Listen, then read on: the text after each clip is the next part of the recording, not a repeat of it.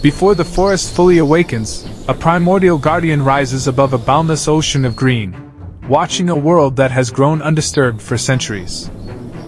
He does not fall. He threads the living pillars with impossible precision, descending through a cathedral grown by time itself. Through the forest's hidden artery, he glides without effort, a silent force tracing the pathways that nourish everything below. Power is sensed long before it is seen, and across the clearing, every living thing remembers its place beneath the moving sky. Before eyes can find him, the jungle already knows. Water shivers. Leaves whisper.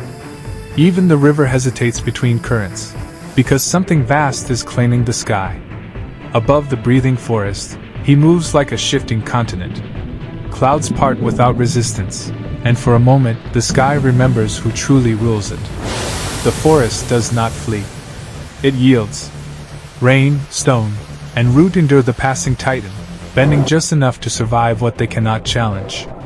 Some giants do not arrive, they emerge. Between water and sky, legend passes without a sound, and the jungle keeps its secret. Without warning, a vast shadow glides across the canopy, bending treetops beneath its passing. The jungle senses the sovereign has returned. The river appears calm until pressure ripples race across its surface. The dragon drinks without landing, barely slowing. Even the water yields instinctively to its passing weight. Peace lasts only seconds. Light collapses as a colossal shadow crosses the clearing. The herd freezes, ancient instincts resurfacing instantly. Survival begins with looking up. The jungle is not only wide, it is impossibly tall. With thunderous force, the dragon climbs through the living columns. Storms are not obstacles, they are engines. Reading invisible currents, the dragon rises higher, letting the restless sky carry its immense weight without resistance. Rain turns the sky into a barrier few could cross. Yet the dragon advances unbroken, carving a path through falling oceans as thunder struggles to match its authority. The storm withdraws, leaving the forest reborn in light. Above the shining canopy, the dragon glides in silence, unchallenged, untouchable, eternal. Day surrenders to shadow, yet the jungle remains perfectly ordered. From its living throne, the dragon watches without hunger or haste, a guardian shaped by time itself. In a forest where every sound travels, silence becomes the ultimate weapon. The dragon advances without haste, each step measured, each breath controlled. Even the jungle struggles to detect him. Height reveals what the ground conceals. Suspended between earth and sky, the dragon watches patiently. Gravity is only a suggestion to those built for dominance. For a heartbeat, the forest disappears beneath him. Then the air obeys. Power is not the fall, it is the moment control returns. The river offers no warning. One precise strike breaks the surface, and life scatters in every direction. Efficiency defines survival here. Some rulers speak softly. Others reshape the air itself. The roar travels for kilometers, a declaration older than memory. This living world is claimed. Where smaller creatures retreat, he advances. Storms are not barriers but proving grounds, and the sky itself bends before relentless strength. Beyond the storm lies silence. Above chaos, the dragon remembers what few will ever see: limitless sky. Darkness does not conceal him, it crowns him. While the jungle sleeps, the true sovereign writes silent paths across the night. Before he is seen, the forest feels him. Waves travel through the canopy like a warning written in leaves, and every creature understands that something vast now owns the sky. He spends nothing yet rises effortlessly. The air itself becomes an ally, carrying ancient weight toward a sky few will ever touch. Every realm has an edge. He does not cross it today, he measures it, memorizes it, claims it without a fight.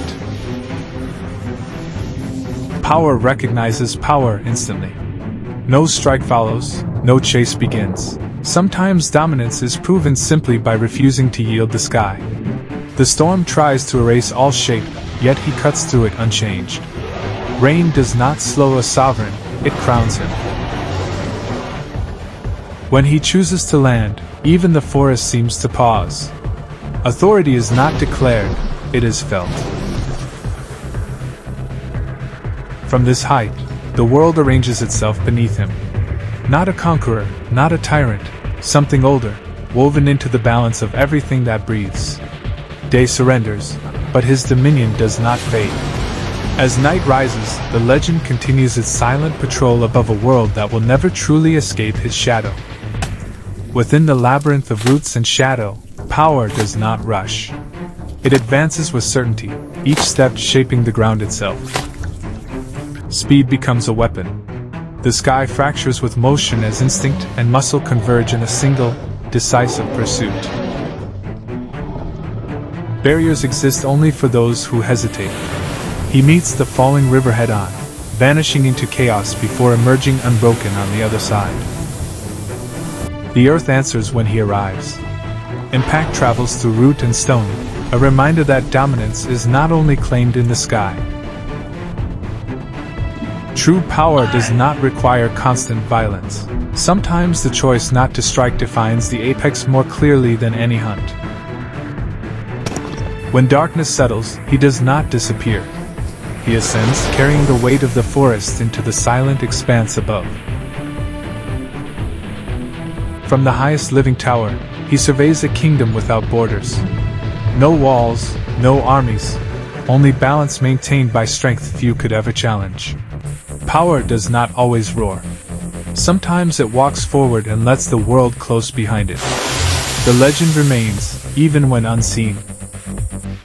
Morning rises exactly as it did before. Nothing has changed, yet everything remembers. Above the breathing forest, the same shadow moves once more.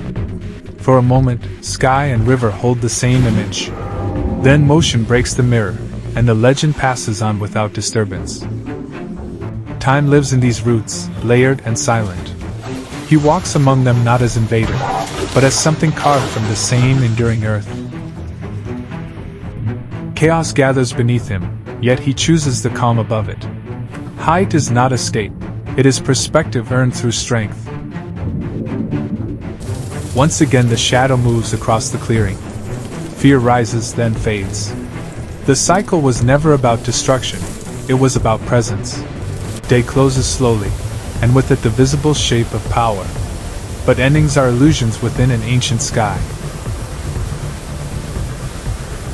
Darkness does not erase him. It simply reveals how long he has belonged to it. He does not leave. He turns. The jungle falls silent as ancient eyes lock onto ours. And in the final breath of dawn, the sky itself ignites.